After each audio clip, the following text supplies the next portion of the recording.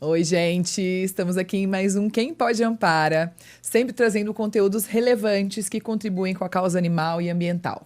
Hoje a gente tem uma convidada muito especial, que ela entrou aqui no mundo da Ampara de uma forma muito interessante, que foi através de um projeto que a gente vem desenvolvendo para trazer melhorias para os abrigos e protetores que cuidam de animais. A Lu, através de toda a expertise dela, que eu vou ler aqui para vocês, gente, porque é uma loucura esse currículo, que além dela ser veterinária e bióloga, ela tem docência em bem-estar animal pelo World Animal Protection, é mestre em ciências pela pela USP de Ribeirão Preto, com ênfase em etologia animal. Que mais? Eu tô tentando resumir, tá, gente? Doutoranda em ciências veterinárias pela Universidade Federal do Paraná. Minha terra! Pelo Programa de Medicina Veterinária do Coletivo. Ela é especialista em medicina veterinária comportamental de abrigos e atualmente desenvolve, que aqui é o nosso ponto central, atualmente ela desenvolve pesquisa com cães de abrigo, implantando treinamento e interação humano-cão para aumentar a chance e durabilidade de adoção, que esse é um objetivo muito nobre. E fundadora e idealizadora do curso MECA, que é Manejo Etológico de Cães em Abrigos. Meu Deus do céu, mulher! Bom, pelo jeito, assim, pelo rumo que toda a sua formação tomou, você já tem decidido há muito tempo o que você queria para você profissionalmente, né? Sim. Você sabe que eu fiquei na dúvida, né? Tanto que eu fiz biologia marinha, porque minhas duas paixões, o mar e os cães. Tá. Então, eu não sabia o que escolher primeiro, acabei fazendo biologia marinha, mas não adianta, porque tudo me levou, né, para essa área. Então, eu fundei uma associação protetora dos animais há muitos anos, assim. Foi a primeira da região de Ribeirão Preto, tal. Quando estava bem longe de se falar sobre isso, né? Nem se falava, não se conhecia. Então, eu comecei a ir. E a minha paixão sempre foi, né, pelos animais, pelos cuidados. Então, as pessoas me chamavam na cidade para resgatar animal, porque não tinha, ninguém fazia isso naquela época.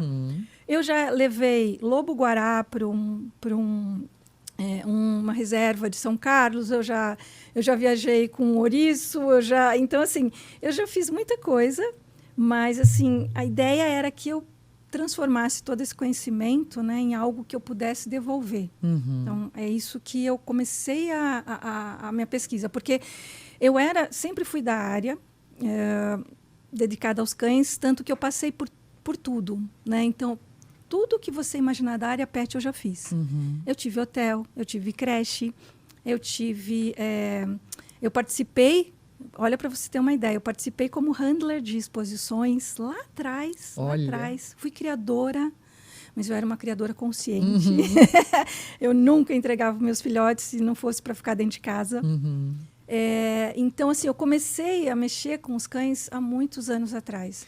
E essa experiência me toda fortaleceu, certeza, né? fortaleceu. Tudo isso, toda essa vivência que você Exato. teve contribui para você chegar Exato. onde você está hoje, com todo o seu conhecimento em todas essas áreas diversas, que eu tenho certeza que somaram para construir a profissional Exato. que você é hoje. Exato. E assim, é unânime, Lu, o que despertou nas pessoas que estão, né, participando desse seu trabalho, dentro da Ampara, e a sensação de esperança que acabou acontecendo, de ver que é possível a gente trazer uma metodologia que funcione para que esses animais que estão encalhados há muito tempo nos abrigos tenham uma chance de encontrar uma família.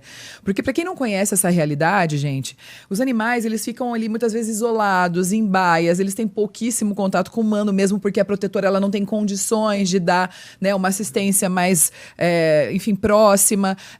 E a gente sabe que os abrigos deveriam ser lares transitórios e esses animais deveriam ficar por pouco tempo nesses espaços. Mas, na realidade, não é o que acontece, né? Até você chegar, Lu, nesse momento que você desenvolveu essa metodologia, o que precisou acontecer? Quantas decepções você teve até construir isso? Bom, é verdade. É assim, então, como eu te falei, né? Eu passei por todas as áreas, né? E quando eu tinha hotel, eu também tinha um espaço de protetoras. Tá. Então, eu acolhia também os animais das protetoras, né? Que elas resgatavam, chegavam até mim. E eu sempre levava esses animais para os eventos de adoção. Final de semana, eu me comprometia a levar esses animais. E a gente percebia que a adoção era mínima, né?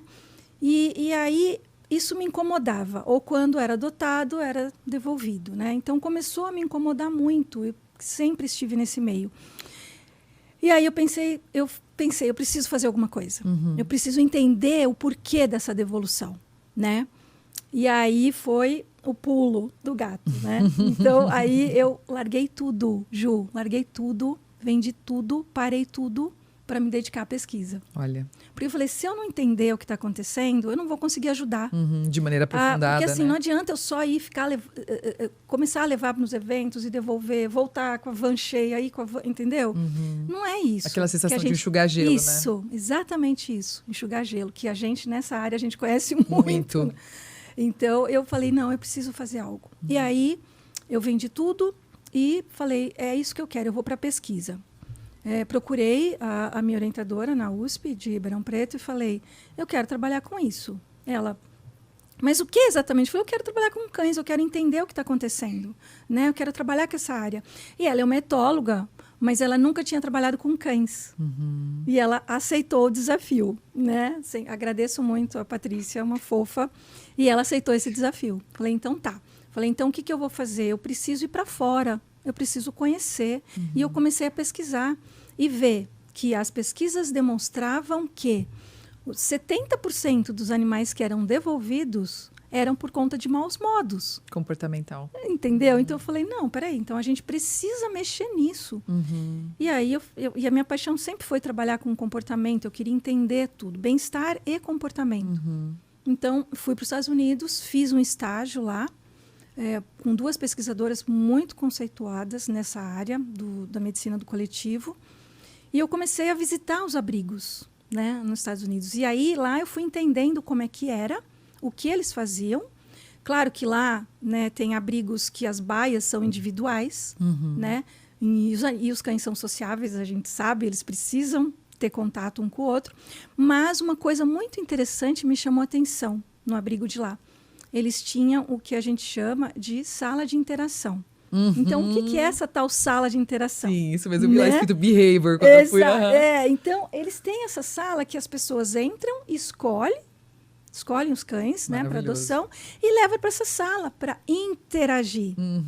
Porque as pesquisas também mostram que, uma vez que o cão interage fora da baia, o adotante pode mudar de expectativa com relação àquele cão. Sim.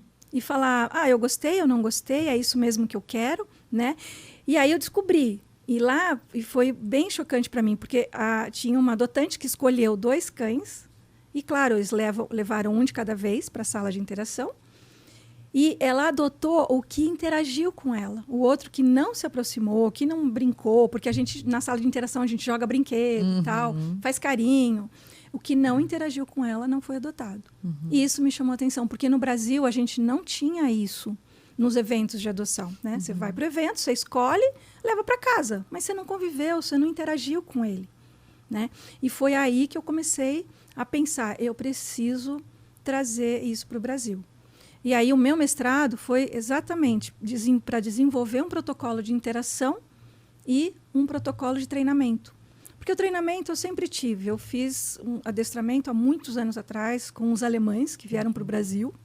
Eu fui a única mulher da turma. Maravilhosa. Então, eu já gostava disso. E eu, baseado nesse adestramento que eu fiz, eu montei o meu protocolo de treinamento voltado para cães de abrigo, porque é muito diferente. A gente tem que trabalhar sempre com um reforço positivo. Nunca, jamais, de forma alguma, com nada negativo. Importante você reforçar isso. Nada, para jamais. que todo mundo entenda, né? Pessoas que procuram. E eu gostaria que você falasse primeiro, antes até a gente chegar e reforçar essa mensagem, você falasse sobre a diferença do educador comportamental para o adestrador. Ótimo, perfeito. Você teve tocado nisso. Porque às vezes, às vezes não, a maioria, né, confunde, né?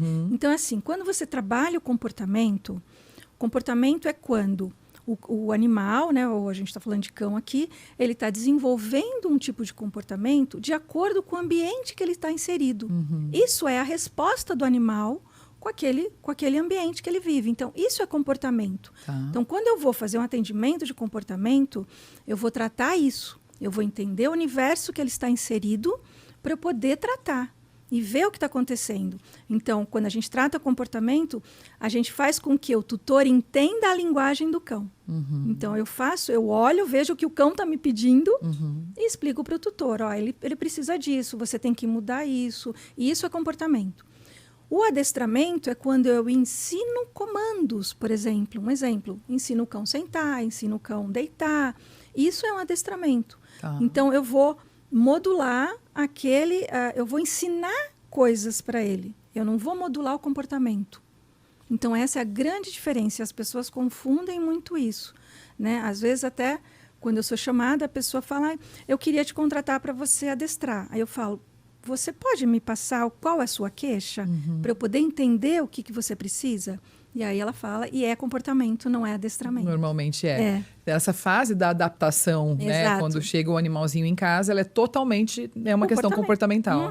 Perfeito. Exatamente. E tanto um quanto o outro devem ser através de reforço positivo? Funciona da mesma forma? Sempre. Não tem mais aquilo de puxão em guia, sabe? De enforcar o cachorro para ele fazer alguma coisa. A gente vê muito isso. Meu Deus! Até mesmo... Gente, não façam isso! Meu Deus. Prestem atenção em que tipo de serviço você está oferecendo para o seu cão. Que você contrata, né? É bem importante, gente. Não existe mais, sabe? Eles entendem tudo que a gente quer.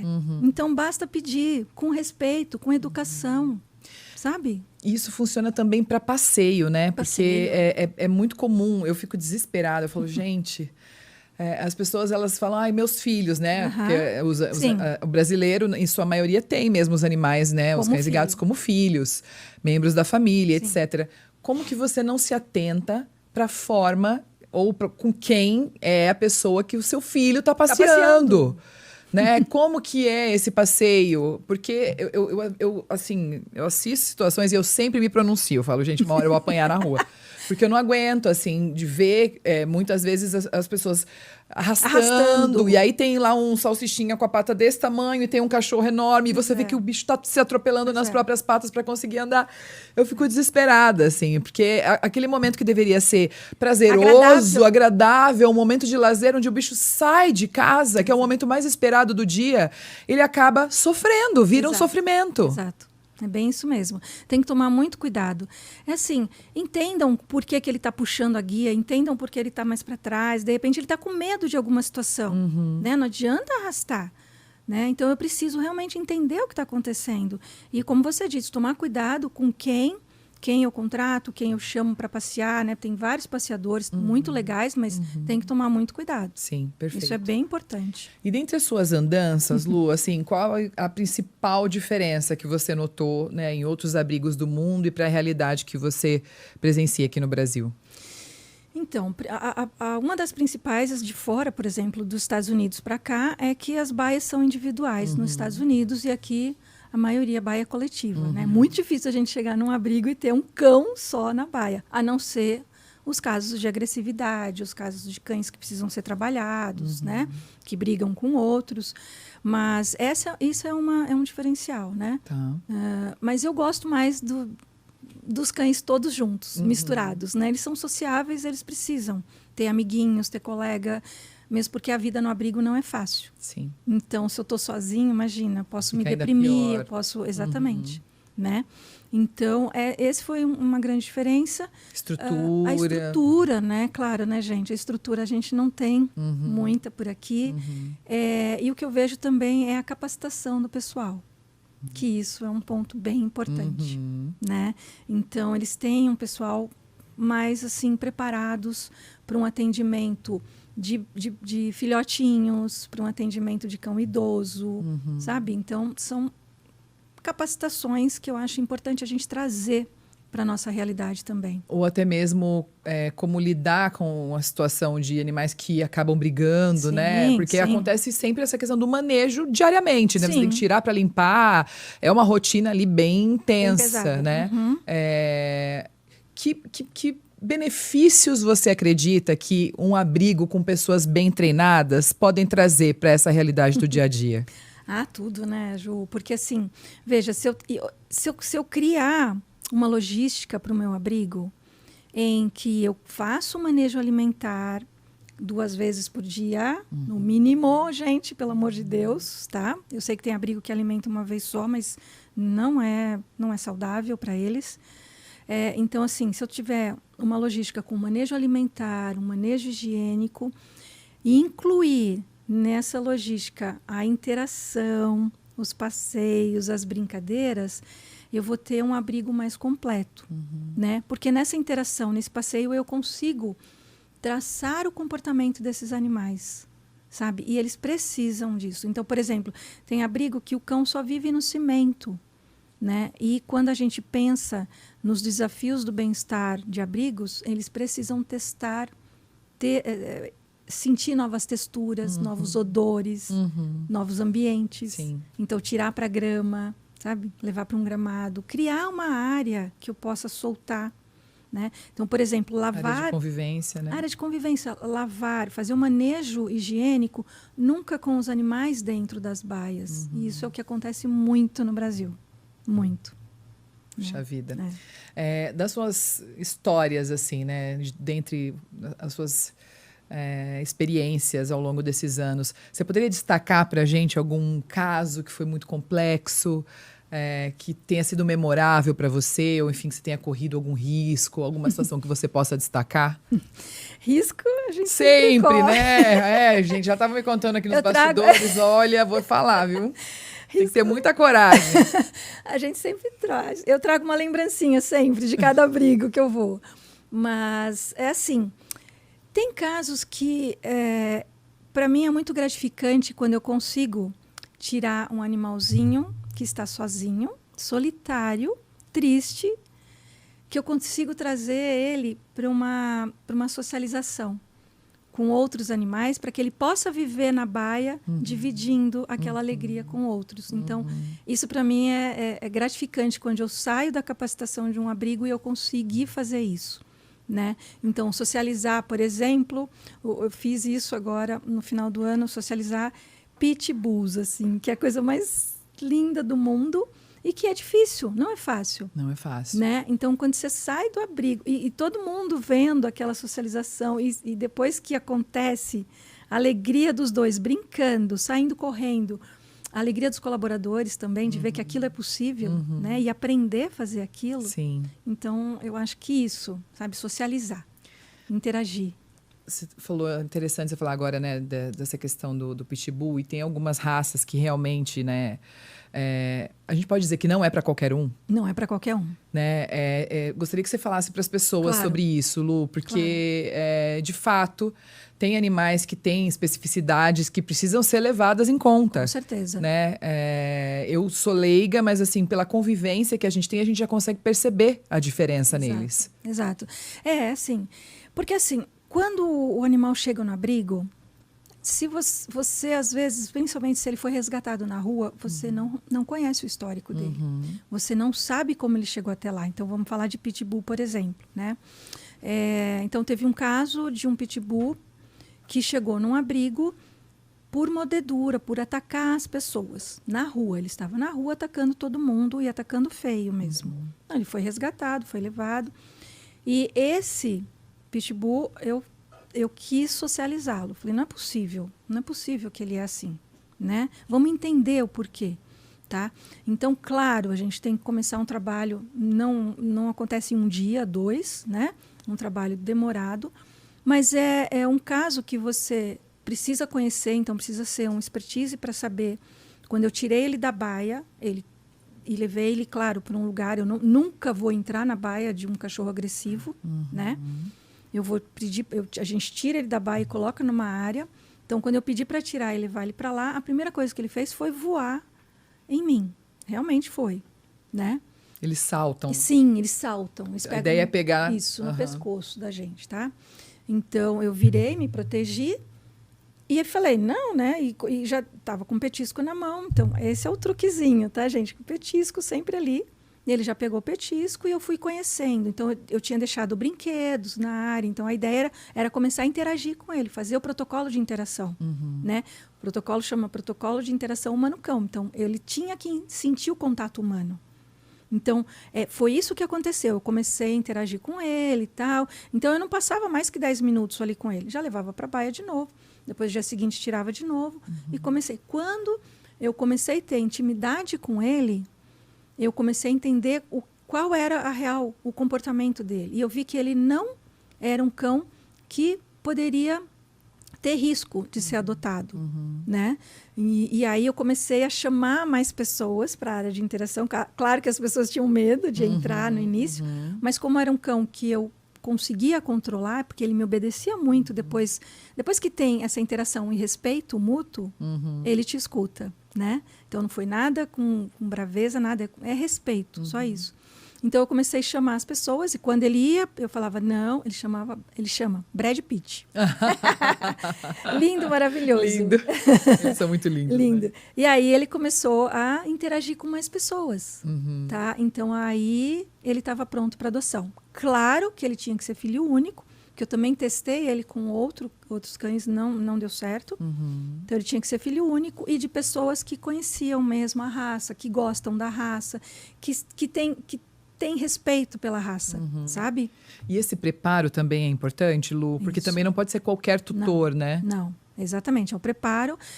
Então, ele só foi disponível para adoção quando eu tinha relatei que o diagnóstico dele estava ok e que ele tinha um controle. A pessoa conseguia controlar com não, sabe? Bastava um não, ele parava. Ficava um pouco sem gracinha assim e já ia brincar, sabe? Então, ele entendia o não, né? Então, isso é importante a pessoa entender quando vai adotar. Mas é importante não desistir deles, sabe, Ju? Não pode desistir desses cães agressivos. A gente precisa tentar. Quando você fala assim, até para as pessoas não entenderem a mensagem de uma forma errada, né? Para não saírem como heróis. Não. Né? Eu vou aí despreparado, né? Tentar fazer alguma coisa. Explicar quais são os riscos, né, das pessoas acabarem se colocando nessas situações sem um preparo. Claro, porque é isso que eu falei, a gente nunca sabe como o cão chegou até lá, que histórico ele teve, né? Então, por exemplo, o levantar de uma mão, se você chegar perto de um pitbull, ele pode te atacar.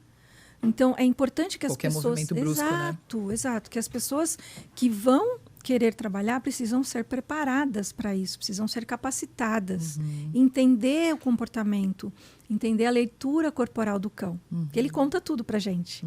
Então, se eu estou percebendo... Aliás, isso é uma coisa bem legal de falar, né?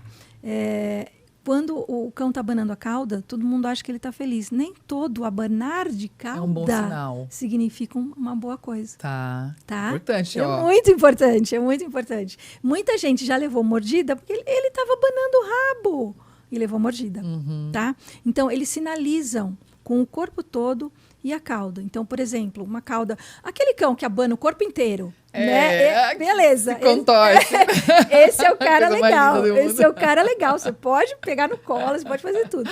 Quando ele balança a cauda, assim, ó, e para, ele está em atenção. Ele está desconfortável com aquela situação. Então, a qualquer momento, ele pode te atacar. Então, não é todo mundo. Não adianta, como você falou, ser heróica e querer pôr a mão num cachorro que eu não conheço, né, para salvá-lo. Eu tenho que tomar cuidado. Então, eu vou trabalhar com pitbull, eu digo pitbull porque eles são mais fortes, né? A mordida é mais forte. Sim. Tá? Mas pode ser qualquer um agressivo. Então, eu preciso ter o conhecimento do comportamento. Eu preciso conhecer a linguagem corporal deles. Isso é muito importante. Eles contam tudo pra gente. Tá? Obviamente, né, Lu? A gente aqui na Ampara, e eu sei que você também é super adepta, né, à causa, a gente sempre incentiva a adoção e a gente sempre fala, né, para as pessoas não se apegarem nessas questões de raça, né, delas adotarem um animal sem raça definida, são tantos aí. Eu falo que são tantos perfis que agrada a todo mundo. Você vai encontrar um que seja do jeito que você deseja, né?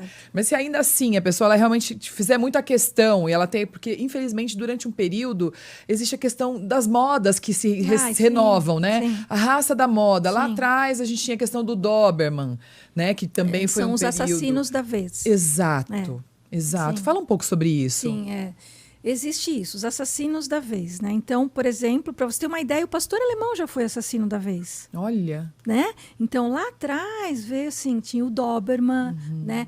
Depois o Rottweiler, né? Pastor passou por isso também. até chegar no pitbull, né? Então, assim, e ele está agora estacionado, não chegou nenhum novo. Tem o Dogo Argentino, né? Tem outros maiores. Eu não sei se o Staffordshire, esses outros também. São cães muito fortes. Porque isso, Ju. Então, assim, o que as pessoas têm que entender é que eles não é porque eles são agressivos, né? E assassinos, mas eles são fortes, né? Eles são... não têm medo de nada. São destemidos, tá? E quase não vocalizam por dor.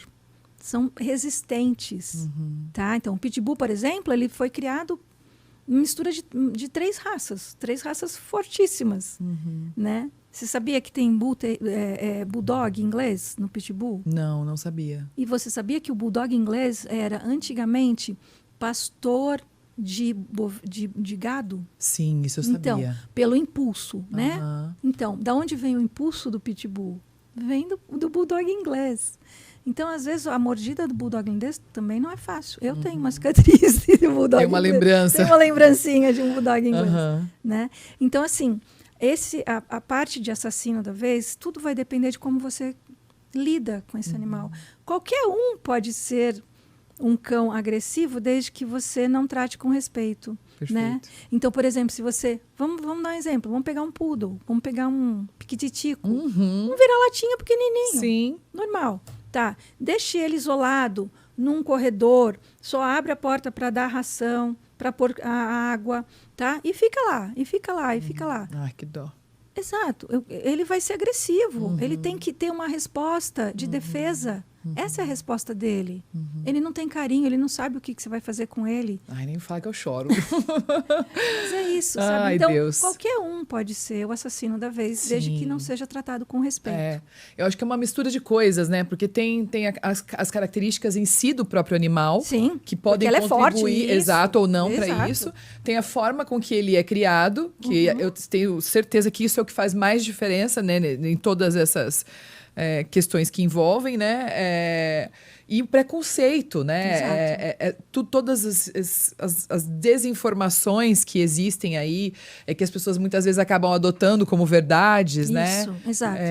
Mas eu acho que é uma coisa que a gente precisa dizer. A partir do momento que ela quer trazer um animal para a família, né? Ela optou por ter um animal, né? De preferência pela adoção. Com certeza.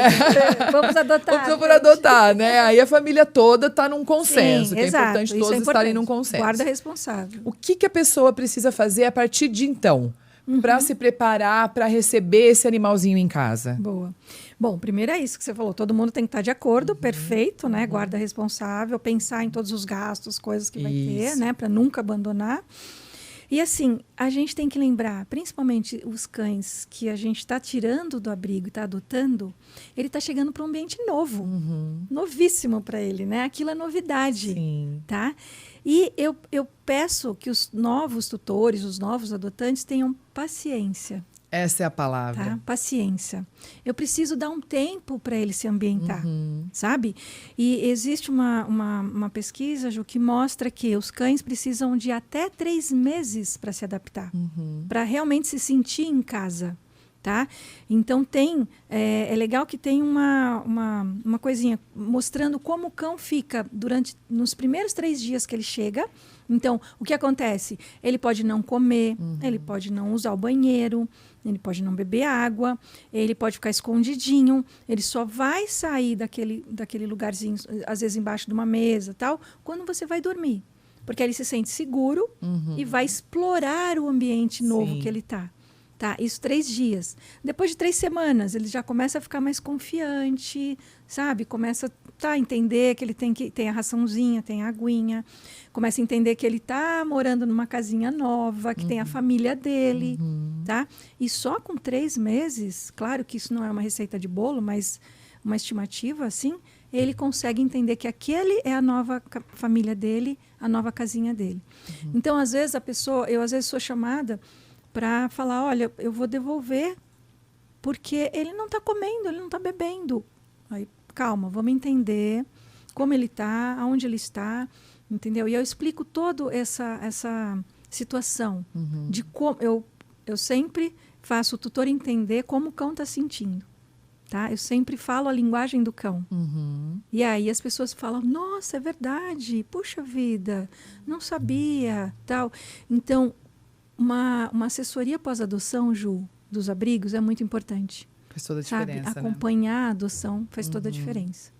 Né? As pessoas, elas estão cada vez mais imediatistas, né? Elas acham que as coisas têm que chegar pronta. Na hora, né? E ser do jeito que elas esperam. A gente tá falando de vidas, né?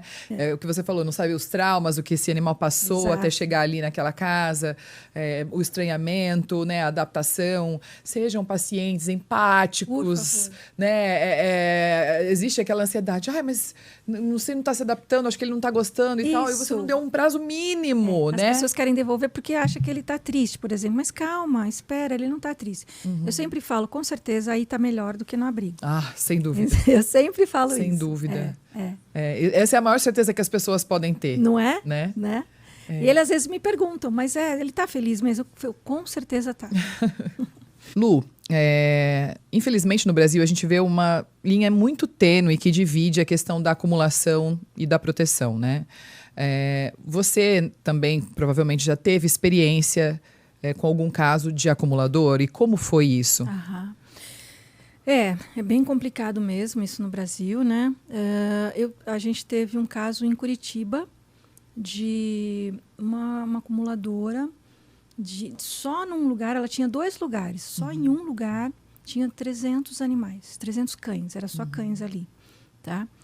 E foi muito difícil, porque a hora que você vai ajudar os cães, você também precisa ajudar o acumulador, você também precisa ajudar a pessoa. Que aí, no caso, seria um tratamento psicológico, Exato. né? Então, quando você vai entrar com uma ajuda, a gente tem que entrar pensando numa ajuda multidisciplinar. Isso, perfeito. Né?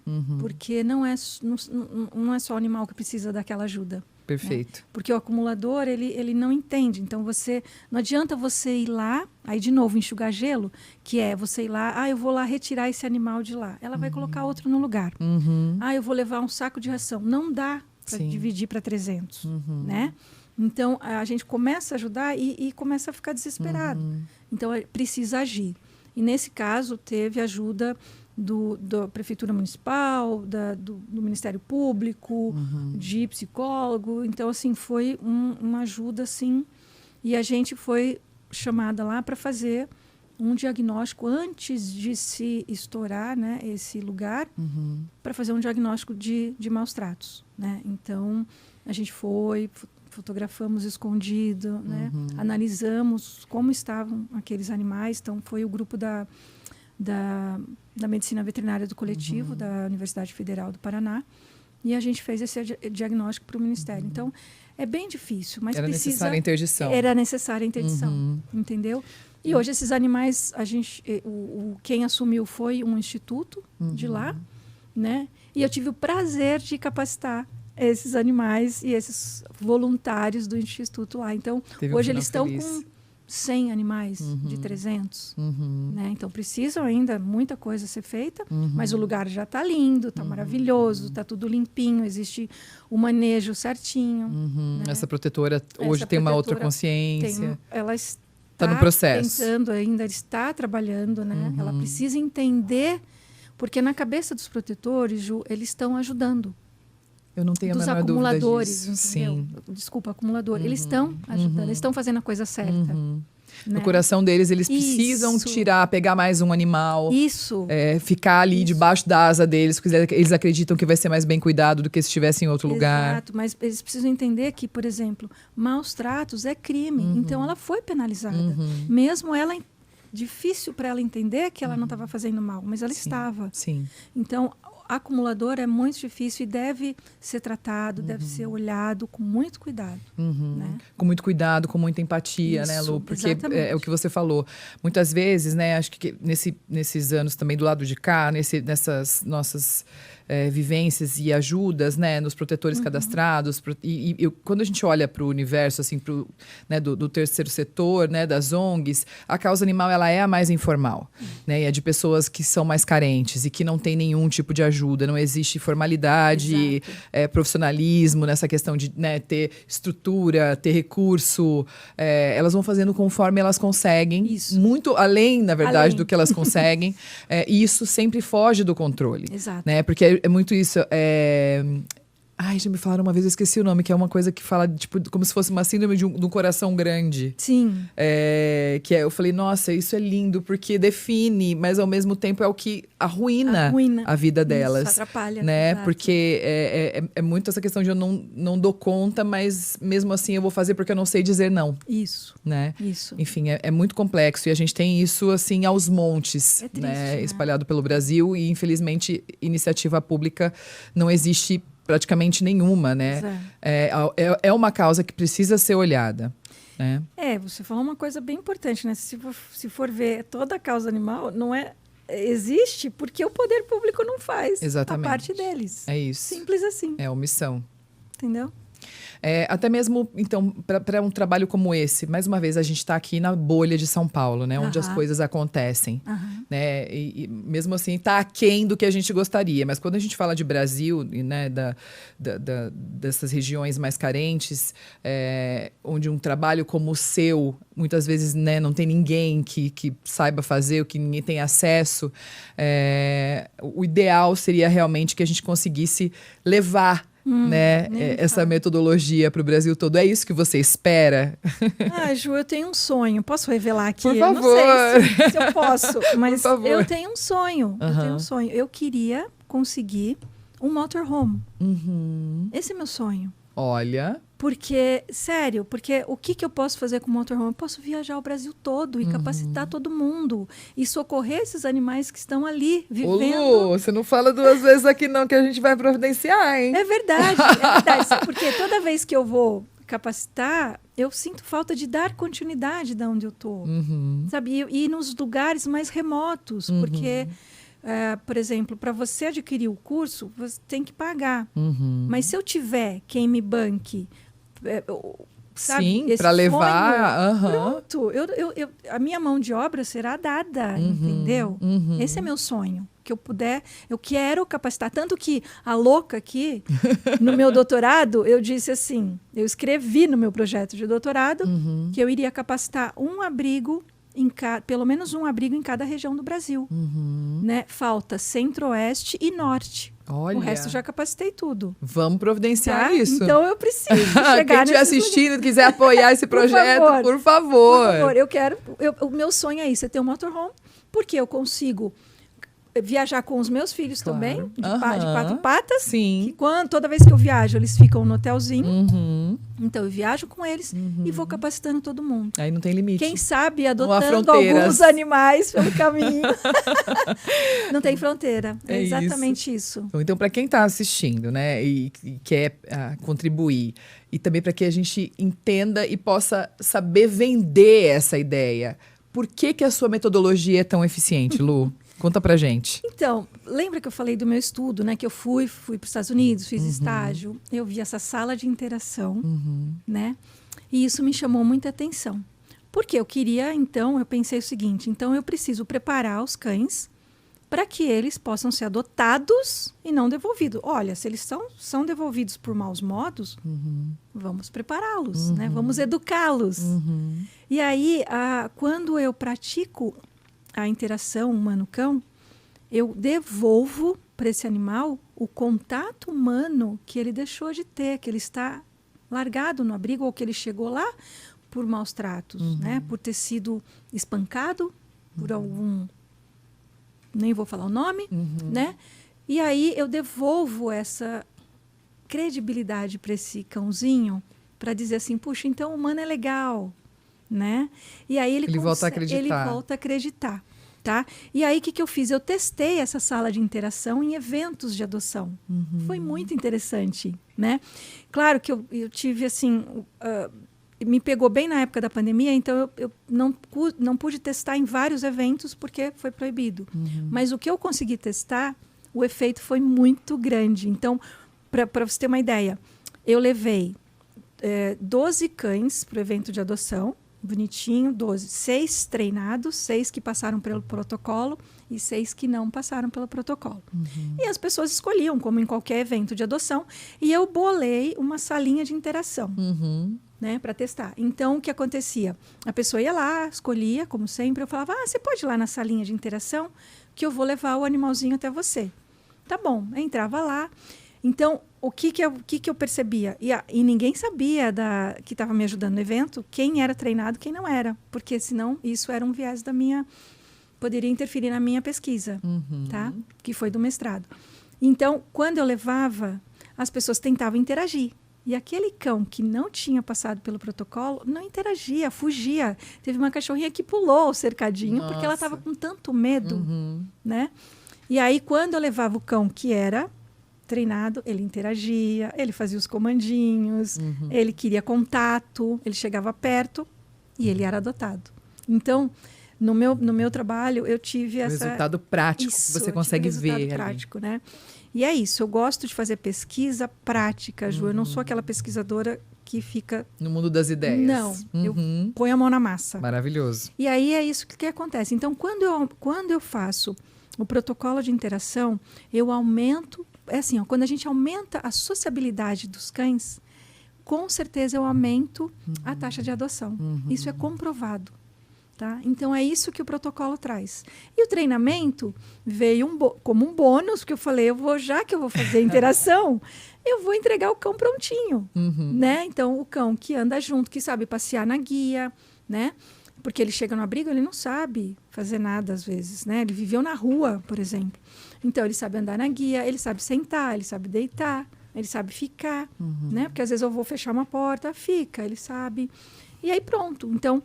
Da minha pesquisa de doutorado agora, eu já capacitei acho que 300 cães, mais ou menos. Só um foi devolvido, Ju, mas foi por impaciência do adotante que não quis a visita do fiscal, sabe? Só. Nossa, mas Graças que resultado extraordinário, meu Deus. Foi muito legal. Isso é muito representativo. Muito, muito. Eu estou muito feliz com os resultados. Puxa vida, a gente tem que providenciar essa multiplicação. Motorhome, por favor. Bom, a gente falou aqui sobre várias dicas, de uma forma geral, né? Tanto de convivência, quanto sobre essa questão do que seria mais próximo do ideal para a realidade de um abrigo. Se você pudesse deixar alguma dica preciosa para a protetora desesperada que está vendo esse vídeo e que a gente sabe que muitas delas estão, o que você poderia dizer para contribuir ali com o trabalho delas no dia a dia? Eu acho que primeira coisa, né, como voluntário, como protetor, né, a gente tem que pensar o seguinte: não é quantidade, é qualidade, tá? Então isso é a principal coisa que um protetor precisa entender, tá? Eu não vou ganhar o prêmio de melhor protetor se eu resgatar 300 cães. Mas eu vou ganhar o prêmio de melhor protetor se eu resgatar 10 e conseguir dar uma casa para esses 10. Sim. É isso. É isso. Essa dica é realmente preciosa. É isso. Porque muitas vezes, né, essa coisa de ter... vamos pegar muitos, você perde o controle, você não tem como dar um cuidado adequado. Isso dificulta tudo. Tudo. Absolutamente tudo. Né? E a gente tem que entender que qual é o propósito? A gente resgata, a gente cuida, né? A gente ressocializa e devolve para a sociedade. É isso. É isso. 4 R's. Sim, maravilhoso. Tá? Uma adoção responsável, né? E fecha o mesmo, ciclo. fecha o ciclo. Para que outros possam vir Claro, e tenham também novas chances. Sabe? É isso. Lu, amei. Para quem quiser contratar Lu Baldan, como que entra em contato com você? @lu.baldan, minhas redes sociais. Tá. E isso, lá tem tudo explicando. O curso MECA, né, que é um curso que pode ser levado para qualquer lugar. Né? Então, lá também na minha rede tem como um link lá para entender o que é o curso, como Legal. É o único curso no Brasil, né? Então, é muito legal, vale a pena. E é isso, é trazer mais alegria, né, pro ambiente de abrigo. E comportamento, que se a gente tiver essa parte comportamental, os cães vão ser mais felizes e vão ser adotados muito mais Isso, fácil. é a luz no fim do túnel, Lu. É assim que eu tô te vendo. Que bom, Ju. Assim Obrigada, seja. obrigada, parabéns pelo trabalho, Obrigada, parabéns Ju. pela missão, porque ela é mais que um trabalho. Uma missão. É uma missão de vida, de fato. É isso. E é um legado, né? Porque é a criação que vai ficar além do criador. Exato. Né? Quero que continue, exatamente. Replique. E será. E você pode contar com a gente para que isso aconteça, de verdade. Muito obrigada pelo convite. Imagina. Eu adorei passar esse tempo aqui com você. A gente também gostou muito. E olha, gente, essa foi especial, viu? Fiquem ligados no nosso Quem Pode Ampara, porque a gente está sempre aqui pensando em pessoas e em temas estratégicos para falar sobre a proteção animal de uma forma descomplicada e também dos desafios ambientais. A gente volta já já. Tchauzinho.